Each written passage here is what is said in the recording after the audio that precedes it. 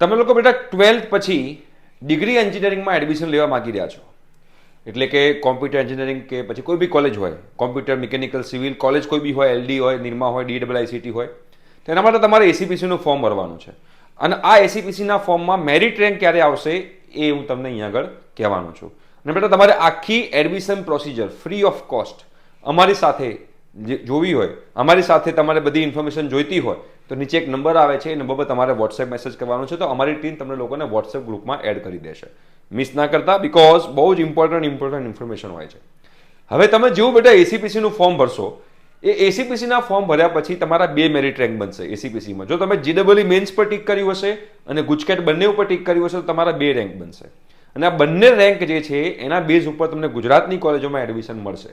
એમાં JEE નો rank 9 થી start થતો હશે. આ બંને મેરિટ રેન્ક ક્યારે આવશે? તો 3 જૂને આ મેરિટ રેન્ક તમારો આવવાનો છે. ક્યાં આગળ દેખાશે? તમે બેટા એસીપીસીનું ફોર્મ ભર્યું હશે, એ એસીપીસીના ફોર્મમાં તમે જે પેલું તમારી પ્રોફાઇલ બનાવી હશે લોગિન આઈડી પાસવર્ડથી, એ પ્રોફાઇલમાં તમારો જે મેરિટ રેન્ક છે દેખાશે. અને જો તમે અમારી સાથે જોડાયા હશો તો અમે તમને લોકોને આ વસ્તુ ઇન્ફોર્મ કરતા રહીશું. ઠીક છે? Thank you so much.